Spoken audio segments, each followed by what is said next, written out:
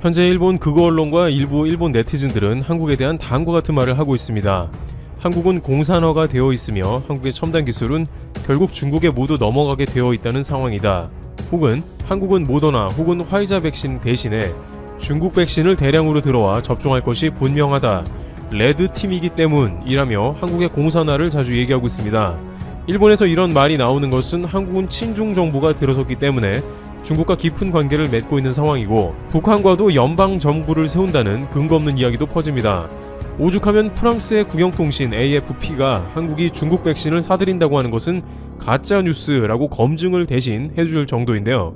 프랑스 국영통신사 AFP는 자신들의 팩트체크라는 코너를 통해서 한국이 중국 백신을 사들일 것이라는 내용을 검증했더니 가짜 뉴스임을 자체적으로 밝혔습니다. 통신은 한국에서 돌고 있는 몇몇 페이스북 글을 발췌하여 왕이 부장이 한국에 와서 중국 백신을 팔도록 했다는 글들을 인용해서 알아보니 한국은 중국 제외 글로벌 백신 회사에 3천만 도스를 확보했고 중국 백신 공급은 절대 가짜 뉴스라는 것입니다. 이를 프랑스 통신이 대신 알아봐 줄 정도로 한중 관계는 뜨거운 감자라는 것이죠. 그만큼 해외에서도 정말 한국이 중국과 가까워서 백신을 비롯 다양한 중국과 밀착 행보에 대한 여부가 관심사라고 여겨지고 있습니다. 하지만 나름 그럴만한 이유가 있는 것이 중국의 행보가 심상치 않기 때문인데요. 최근 중국은 한국에 유독 러브콜을 보내고 있습니다. 미국에 새로운 행정부가 들어오니까 중국이 고립될 가능성이 있으므로 가까운 한국과 손을 잡고 우방을 만들어 보려는 다급한 움직임이라고 할 수 있습니다. 최근 왕이 부장까지 파견한 중국은 한국의 친밀감을 드러내는 동시에 부담도 지우는 모습입니다. 게다가 바이든 정부는 한국이 중국이 아닌 일본과 파트너십을 강화하라고 주문 중입니다. 그러나 일본이 봤을 때는 한국은 2019년 하반기와 2020년은 통째로 반일 운동을 지속하고 있으며 아직까지도 불매 운동이 매섭게 영향을 끼치고 있어 몇몇 일본 브랜드들은 고전을 면치 못하고 있습니다. 일본 맥주는 건강상의 우려까지 더해져서 사실상 퇴출이 되고 한국에서 일본의 위상은 추락했죠. 하지만 반대로 일본에서는 오히려 한류가 강화되었는데 2020년 일본의 유행어 탑10 중에 사랑의 불시착이 들어가 그야말로 한국이 일본 내에서 대단한 돌풍을 일으키며 많은 사람들 오히려 이미지 회복을 하기도 했습니다. 그러다 보니 일본 극우 정치권에서는 시샘도 나고 이제 한국이 공산화가 된다는 루머를 더욱 퍼뜨리는 것이죠. 그런데 정말 이러한 일본 극우 세력의 말처럼 과연 한국이 중국의 소위 간쓸개를 다 내어주고 있나 체크해봐야 합니다. 중국도 한국과 밀착하려고 하면서 한국의 뭔가를 계속 요구하는 형국이기도 하기 때문입니다. 우선 가장 많이 제기되고 있는 이야기 중에 친중 한국이 첨단 기술을 중국으로 넘기고 있다는 문제를 보면요. 실제 한국에서는 지속적으로 중국의 기업에 많은 연구원이나 고위급 임원들이 고액 연봉을 약속받고 기밀을 유출해왔습니다. 한국의 각종 디스플레이 제품의 기술 유출은 적지 않은 문제를 유발시키며 한국의 산업계를 위협해왔습니다. 삼성 디스플레이에서는 기밀을 유출하는 연구원들을 법원에 고소하여 소송을 진행하기도 한 것이죠. 중국은 첨단 기술을 호시탐탐 노리고 있으며 자신들이 쉽게 따라할 수 있는 분야는 가리지 않고 기술자들을 빼서 한국 산업 전반에 큰 피해를 주고 있습니다. 이런 것은 미국과 일본 등 가리지 않고 세계적으로 나타납니다. 그런데 이런 것은 개인의 일탈이라고 봐야 하며 한국이 친중이기 때문에 기술을 넘겨주는 것인지는 다른 문제입니다. 그렇다면 이것은 기업 간의 문제가 아니라 국가가 개입되는 문제가 있는지 살펴보는 것이 더 좋을 것입니다. 만약 국가에서 중국에 주요 기술을 내줬다면 정말 한국이 친중 세력이 어느 정도 있다고 봐도 되는 것이죠. 특히 최근 국내 각종 커뮤니티에서는 중국이 자국 기술로 원자력 발전소를 가동하는 데 성공했다는 소식이 전해지자 우리 한국 정부가 에너지 전환 정책을 추진하면서 중국의 원전 기술을 넘긴 것이라는 주장이 제기됐습니다. 회원수가 150만 명 내외인 온라인 커뮤니티에서도 한국에서 우리나라 원전 기술 중국에 다 퍼준 것 아시죠? 라는 제목의 글이 올라왔다고 합니다. 이 게시물은 중국이 자체 개발한 3세대 원전 기술 화롱 1호를 이용한 원전으로 전력 생산을 시작했다는 기사를 게재하며 이와 같은 주장을 폈습니다. 이 게시물에는 수십 개의 댓글이 달렸는데 탈원전으로 대한민국 60년 원전 기술이 중공으로 넘어갔다. 우리는 탈원전하고 중국에서 전기를 사서 쓰자는 것과 같은 내용이 대부분입니다. 이 게시물이 인용한 중국형 원전 가동 소식 기사에도 비슷한 내용의 댓글이 잇따랐습니다. 마침 한국이 원자력 기술이 뛰어나 수출도 하고 있으므로 이러한 소식이 진짜인가 라는 생각도 드는데요. 또한 최근 왕이 부장이 한국에 온 것도 백신을 비롯 각종 첨단 기술을 이전해주는 것과 관련이 있다면서 연결해서 생각할 수도 있다는 루머도 제기되었습니다. 놀랍게도 일본 극우 세력이 주장하는 이야기가 한국 온라인에서도 비슷한 흐름으로 전개되고 있는데 과연 그럼 정말 한국 기술을 중국에 넘겨줬나 의문인데요. 그러나 막상 알고 보면 중국 원전은 우리나라 기술과 관련이 전혀 없다고 해도 과언이 아니라고 합니다. 2일 세계 원자력 협회 홈페이지에 따르면 중국은 프랑스, 캐나다, 러시아 등으로부터 원전 기술을 도입해 이용 중이며 최신 기술이라고 할 수 있는 3세대 원자로 모델로는 미국 웨스팅하우스의 AP1000과 프랑스 아레바의 EPR을 각각 들여왔습니다. 한국원자력연구원이 2018년 펴낸 중국 원자력 정책 및 연구개발 현황 보고서를 보면 당시 기준으로 중국 내 원전 38기가 가동 중이었는데 이 중 36기가 중국이 자체 개발한 경수로 노형이나 프랑스, 러시아의 모델이었고 2기는 캐나다의 중수로 노형이었습니다.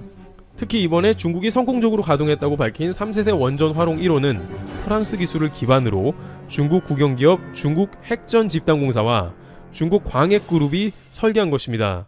한국원자력연구원 관계자는 중국 원전의 원천 기술은 프랑스가 기본이며 우리가 제공한 것은 전혀 없다고 말했습니다. 그렇다면 한국 원자력 수출이 최근 이뤄지고 이야기가 되고 있는데 그것은 뭐냐고 할 수 있는데요. 한국형 원전의 해외 진출은 2009년 3세대 가압 경수로인 APR-1400의 아랍에미리트, UAE 수출이 유일합니다. APR-1400은 한국이 1992년부터 10년간 약 2,300억 원을 들여 독자 개발한 것으로 국내에서는 신구리 3456호기, 신한울 125기가 이 노형으로 운영 또는 건설 중입니다.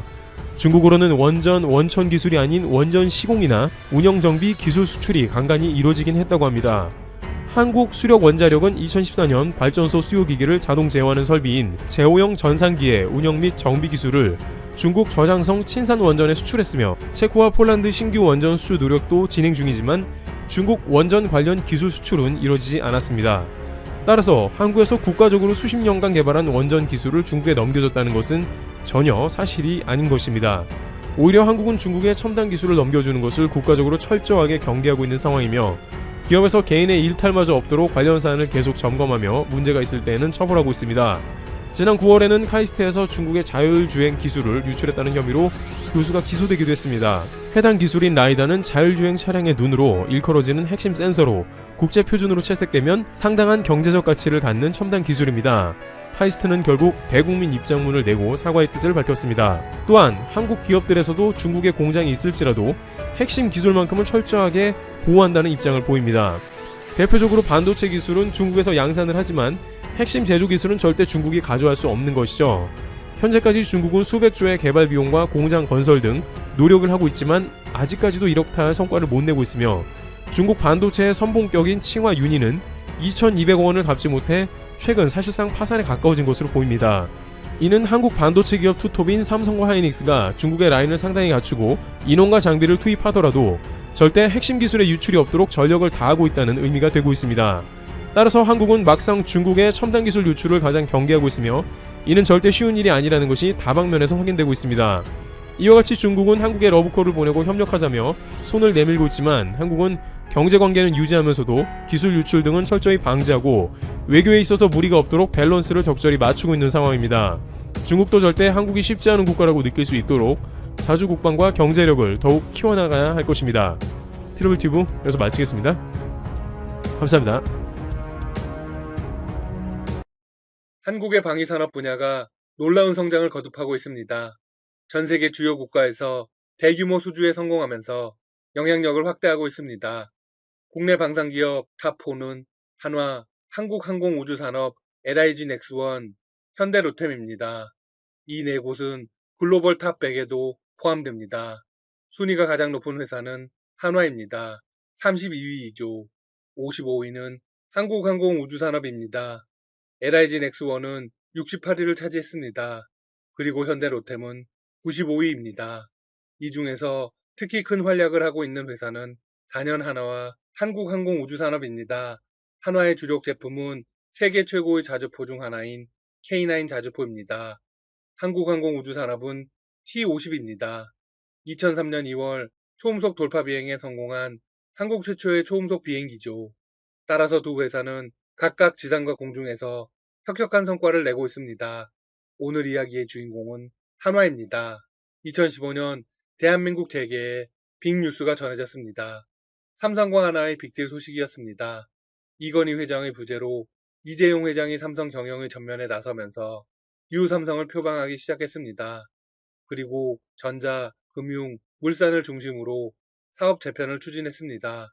그 과정에서 방산 부문 계열사인 삼성 테크윈과 삼성 탈레스를 한화에 매각한 것입니다. 이로써 한화는 단숨에 국내 방산 분야 1위로 등극합니다. 이후 삼성 테크윈은 한화 테크윈으로 사명을 바꿉니다.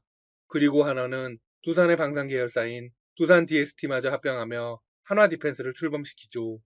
이후 한화 테크윈의 방산사업본부를 분리하면서 한화 지상 방산을 출범시킵니다. 현 한화 디펜스는 구 한화 디펜스와 한화 지상 방산을 합치면서 탄생했습니다. 이로써 국내 방산업계의 압도적 1위로 올라섰습니다. 미국은 현재 인도태평양 전략을 가장 중요하게 생각하고 있습니다. 이 전략의 핵심 국가는 인도와 호주입니다. 인도는 중국을 경계하는 역할을 합니다. 호주는 중국과 더불어 러시아를 막죠.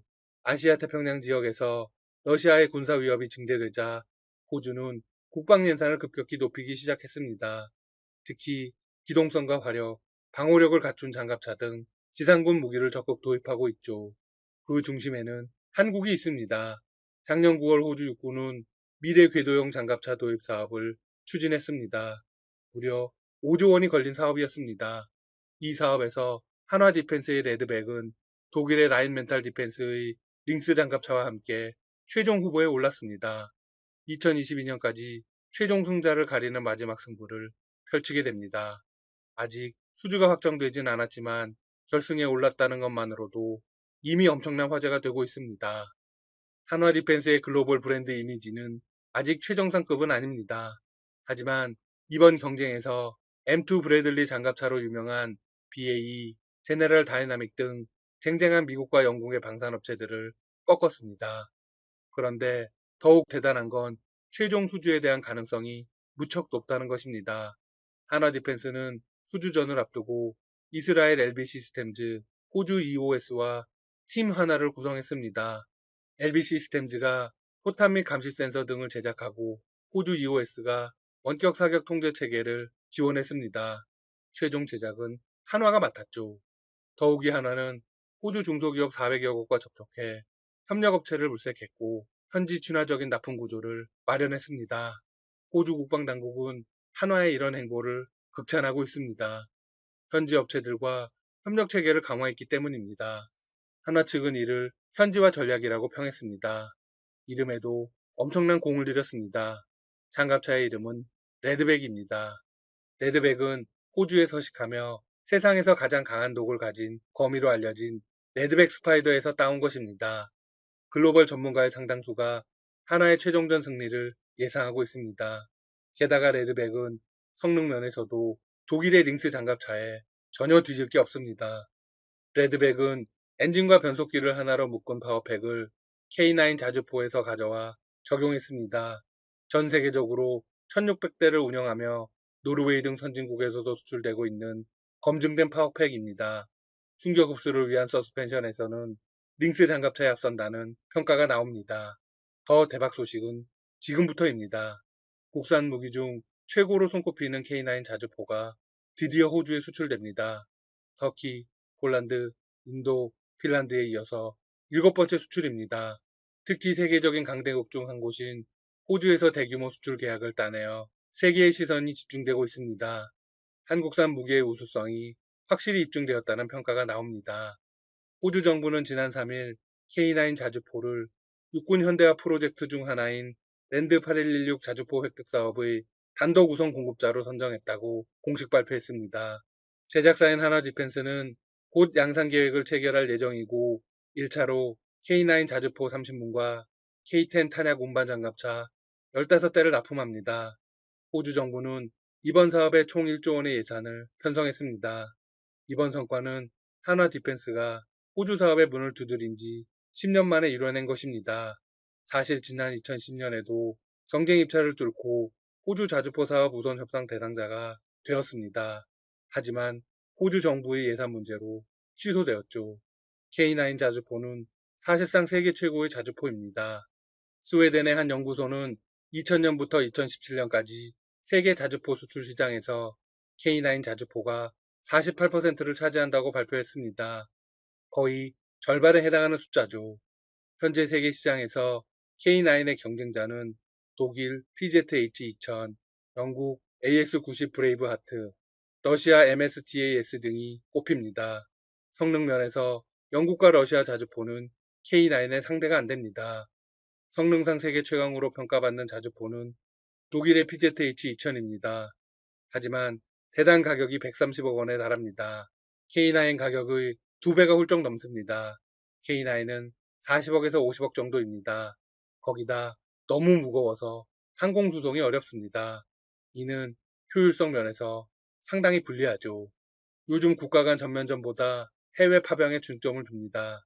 따라서 항공 수송은 필수 옵션입니다. K10 탄약 운반 장갑차 역시 K9의 성능을 더욱 끌어올려줍니다. K10은 K9의 후방에서 자동으로 탄약을 공급합니다. 한 번에 104발의 포탄을 적재할 수 있고 신속한 자동 탄약 공급으로 K9 자주포의 작전 능력을 극대화합니다. K9 자주포의 수요는 더욱 늘어날 것으로 보입니다. 영국도 자국의 자주포가 있지만 K9의 도입을 적극적으로 검토하고 있는 것으로 알려졌습니다. 참고로 자주포는 전차와 무척 비슷하게 생겼지만 공격보다는 방어에 초점을 둔 무기입니다. 전차는 엄청난 기동성을 자랑하면서 정면으로 포를 쏩니다.